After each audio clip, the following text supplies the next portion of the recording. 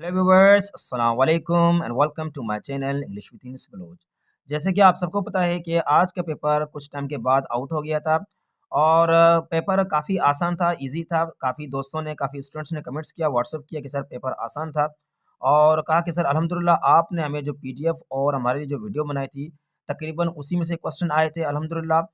और मैंने आपको कहा था कि यही क्वेश्चन या इसी टाइप के क्वेश्चन आएंगे इस पेपर में और वही हुआ अल्हम्दुलिल्लाह।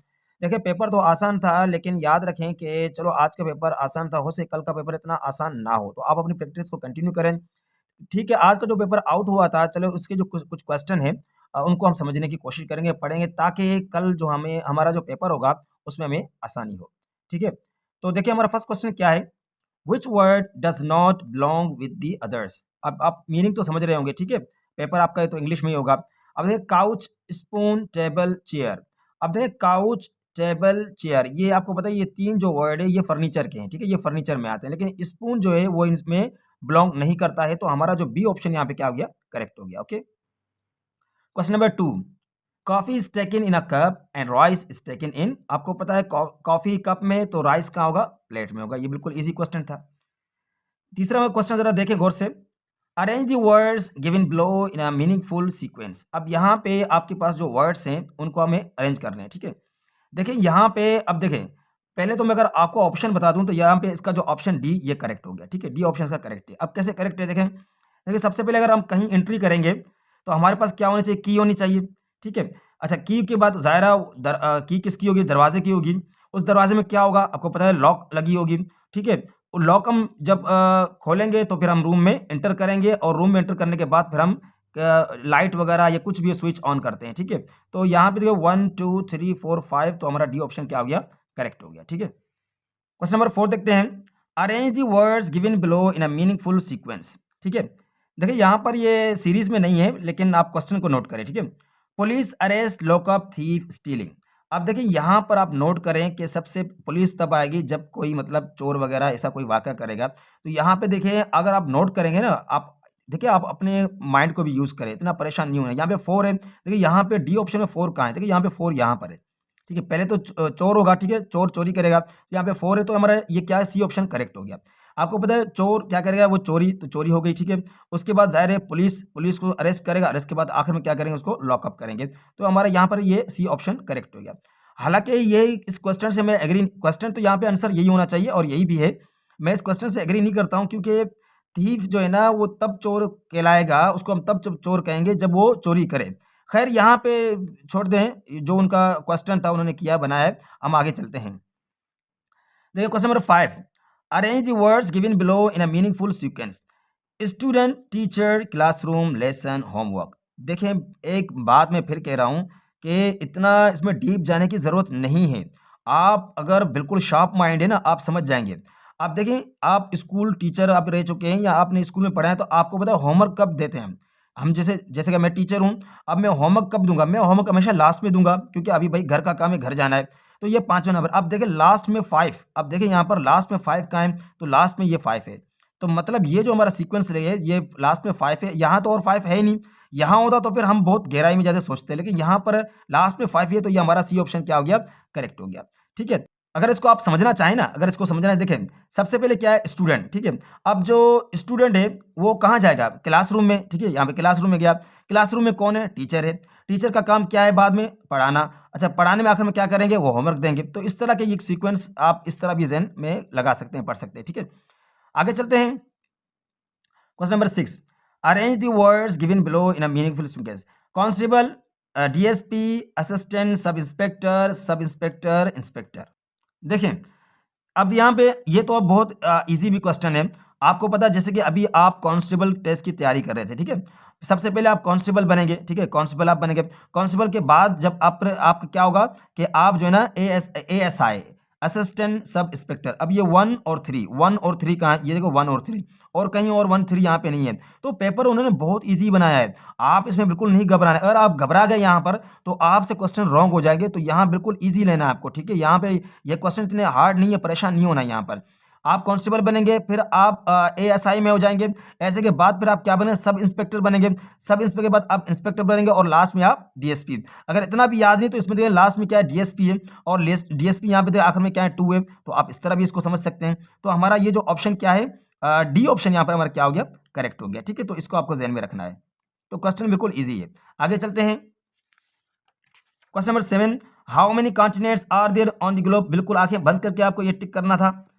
ठीक है, और ये मैंने आपको मैं बार बार कह रहा हूँ कि ये जो हमारे क्वेश्चन है अल्हम्दुलिल्लाह मैंने आपको पीडीएफ में ये सारे तकरीबन दिए इस टाइप के क्वेश्चन। कॉन्टिनेंट हमने बहुत पढ़े हैं। ठीक है, who was the first man on the moon, ये मैंने आपको करंट अफेयर वगैरह जो जर्नल हो जो इसमें मैंने ये सवाल आपको दिया था। ठीक है, आपको बिल्कुल याद होगा। तो ये हमारे यहाँ पे सी ऑप्शन क्या हो गया, करेक्ट हो गया। Okay, how many months in a year have only 29 days. तो आप सबको पता है, तो एक फरवरी जो है वही एक मंथ है जिसमें 29 डेज होते हैं, मतलब 28 भी होते हैं, लेकिन फरवरी वही तो मंथ है जिसमें 29 डेज हो। तो हमारा यहाँ पे ए ऑप्शन क्या हो गया, करेक्ट हो गया। Okay, complete the series 2 4 6। अब देखिए 2 4 6 यहाँ पे कोई लॉजिकल सोचने की जरूरत ही नहीं है आपको। तो आपका यहाँ पे ए ऑप्शन मतलब 10 आएगा, ये करेक्ट हो गया। Okay, complete the series 3 5 7 9। ठीक है, 3 5 7 9। अब ये आपके कौन से नंबर है, मैंने आपको पढ़ाया था ये ऑड नंबर है 3 5 7 9।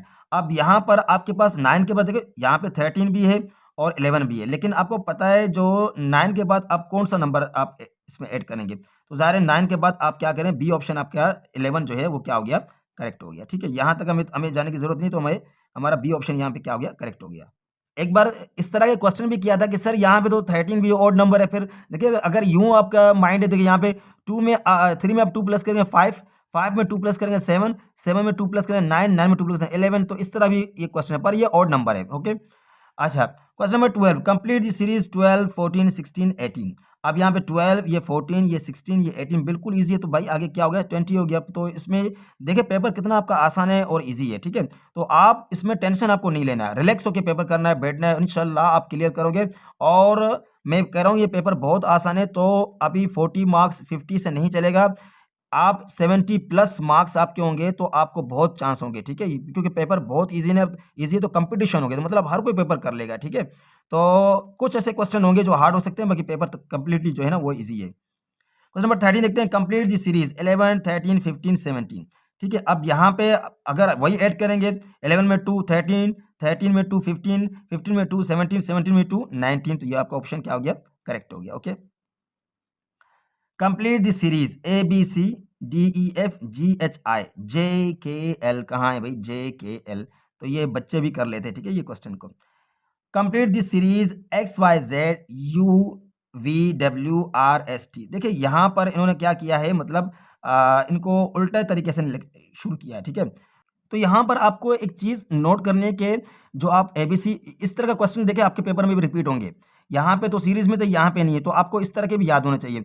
आपको ऑप्शन तो यहाँ पे पता ओ पी क्यू, क्योंकि ओ पी क्यू फिर आर एस टी। तो इस तरह का जो है ना ऑप्शन आपको वहाँ पर आ जाएगा। ठीक है, तो ये आपको जहन में रखना है। ठीक, find the next number from the series of 10 12 14। देखिए यहाँ पे क्वेश्चन देखिए जो मुझे समझ में, मतलब जो क्लियर थे पेपर में मुझे नज़र आ रहे थे, तो मैंने वो कंपोज कर दिए। ठीक है, जो मैं जूम कर रहा था क्लियर नहीं थे तो मैंने वो कंपोज नहीं किए। अच्छा, यहाँ पे इसमें जो एक इमेज का क्वेश्चन भी था वो भी आप नोट कर लेना। तो थोड़ा वो मैंने यहाँ पे कंपोज नहीं किया है, तो वो लेकिन बहुत आसान है। ओके, अब देखें 10 12 14 16 तो बिल्कुल 18। अब इतना ईजी पेपर है ये। ओके, देखिए आज आगे मैंने आपके लिए क्या किया है कि क्योंकि मैं वीडियो ज़्यादा लॉन्ग नहीं बनाना चाहता हूँ, ज़्यादा लंबी वीडियो ना बने, क्योंकि अपलोड करने में टाइम लगता है। तो मैं अभी अपलोड करना है, अभी पता नहीं कब अपलोड हो जाए। तो इस यहाँ पर देखिए कि मैं आपको डायरेक्ट आपको आंसर बता रहा हूँ। लार्ज का एंटोनिम क्या है आपको पता है, स्मॉल। ठीक है, अब यहाँ पे देखिए 6000 मल्टीप्लाई 3, तो बिल्कुल मैं यहाँ पे तो इनको जो है ना मल्टीप्लाई करना भी नहीं चाहता, लेकिन तब भी आपके लिए कर रहा हूँ। 3 आपको 30 का 0 होता है, 300 300 3 6 18।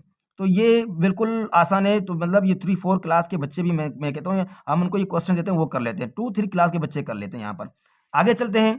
अब यहाँ पे देखें, फिश स्विम्स हॉर्स रन्स। ठीक है, ये बहुत आसान है। नंबर सीरीज 2 4 6 8 10 ये रिपीट हो गया था। ठीक है, अच्छा यहाँ पर ये सवाल है, यहाँ पर देखें ये आपका है फुल स्टॉप। ठीक है, इसी तरह आपके पास जो है ना ये कामा कामा आएंगे। ठीक है, कॉलन। ठीक है, कॉलन के क्वेश्चन या सेमी कॉलन आएंगे या इन्वर्टेड कॉमा, ये इस तरह के जो मतलब सिंबल्स होंगे वो पेपर में आएंगे। ये शायद सवाल सिंधी का था या इंग्लिश का, ये मुझे पता नहीं है, मेरे जहन में नहीं है, लेकिन यहाँ पे फुल स्टॉप जो है मुझे क्वेश्चन भेजा गया था। तो ये आपके जो मतलब नेक्स्ट पेपर में हो सके आपसे इस तरह के जो है ना वो सवाल जो है ना आपसे पूछे, तो ये आपको जहन में रखने चाहिए। ठीक है, चेयरमैन इज, अब देखिए चेयरमैन, चेयरमैन में ये मैन वर्ड आ गया है तो आप परेशान थे कि भाई चेयरमैन, आपने कभी सुना चेयर वुमेन? चेयर वुमेन नहीं होता है, चेयरमैन तो ये कॉमन जेंडर है। ठीक है, क्योंकि चेयरमैन मेल और फीमेल दोनों चेयरमैन ही कहते हैं। अच्छा, यहाँ पे देखें, आपकी मैं नॉलेज में इजाफा करूँ, अब चेयरमैन, क्योंकि लोग काफ़ी कंफ्यूज है, तो मॉडर्न इंग्लिश में आप चेयरमैन इस्तेमाल नहीं करते हैं, अब बोलते हैं चेयरपर्सन, आपने सुना होगा चेयरपर्सन। तो अब चेयरपर्सन इस्तेमाल, यहाँ पे अगर ये चेयरपर्सन लिखते तो और अच्छा होता, लेकिन उन्होंने चेयरमैन लिख दिया आपको कंफ्यूज करने के लिए कि चेयरमैन मेल या फीमेल दोनों के लिए होता। तो जब मेल और फीमेल हो तो उनको क्या कहते हैं? Common gender. जैसे कि टीचर है, कॉमन जेंडर है, स्टूडेंट है, कॉमन जेंडर है, क्योंकि स्टूडेंट मेल भी होते हैं और फीमेल। लेकिन अब यहाँ पे चेयरपर्सन का लफ्ज जो है ना वो फेमस होता है, क्योंकि पर्सन फिर मेल फीमेल कंफ्यूजन नहीं होती है। तो याद करें, ये कॉमन जेंडर है, ये मेस्कुलिन जेंडर नहीं है। ये क्लीनर, ये कॉमन जेंडर है। ठीक है, पोस्टमैन इज, ये मेस्कुलिन जेंडर है। Which one is not a colour, अब यहाँ पे ऑप्शन थे। ठीक है, तो मेरे ख्याल में येलो और ब्लू इस तरह के ऑप्शन थे, तो कैरेट, ज़ाहिर है कैरेट जो है ना वो वेजिटेबल या फ्रूट है आपका, तो वह कलर नहीं है। Comb is to hairs as glove is to hands, बिल्कुल इजी थे। ठीक है, आगे चलते हैं। Tea is hot as ice cream is to cold, ठीक है, बिल्कुल इजी। गर्ल बॉय, देखिए गर्ल और बॉय, बॉय मैस्कुलाइन है, गर्ल फेमिनाइन है।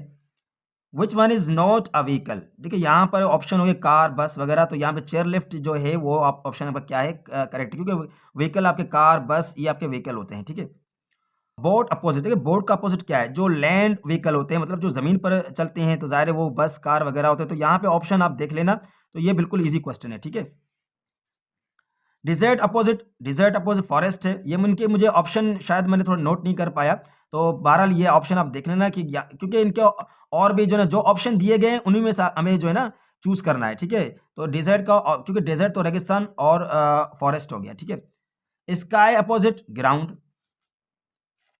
चेस्ट एक्सरे, अब चेस्ट जो है ना एक्सरे होता है, तो एब्डोमिन, एब्डोमिन ज़रा पेट है, तो पेट का एब्डोमिनल एक्सरे। तो यहाँ के भी ऑप्शन जो है ना वो आप देख लेना, यहाँ के भी ऑप्शन। ठीक है, लेकिन इसका आंसर यही होना चाहिए। फर्स्ट मैन ऑन अर्थ हजरत आदम अलैहिस्सलाम। पेन राइट्स, कीबोर्ड्स टाइप्स करते हैं हम। ठीक है, नेक्स्ट क्वेश्चन। अपवर्ड अपोजिट क्या होगा? डाउनवर्ड होगा। हाउ मेनी कॉन्टिनेंट्स, ये 7 रिपीट हो गया। 1/2, 1/2 मीन 0.5। देखिए अगर आप 1 इसको जब आप डिवाइड करेंगे तो जाहिर है आप पहले यहाँ पर क्या पॉइंट, पॉइंट से पहले हम जीरो देते हैं। आपको आपने मैथ पढ़े होंगे बेसिक, अगर आपको तो ये पॉइंट है, इस पॉइंट के जैसे हमें क्या मिला? 0 मिल गया, तो 2 5 ज़ा 10। ठीक है, 2 5 ज़ा 10, 10 10 कट गए, 0 आ गया, तो हमारे पास क्या गया? 0.5। तो ये हमारा क्या हो गया? हाफ हो गया। तो ये इस तरह के जो है ना क्वेश्चन आपको अभी जहन में होने चाहिए basic. Coffee is to cup and rice is to plate, ये रिपीट हो गया है। ओके, ट्राइंगल साइड्स, ट्राइंगल के कितने साइड्स होते हैं आपको पता है? 3 साइड्स होते हैं।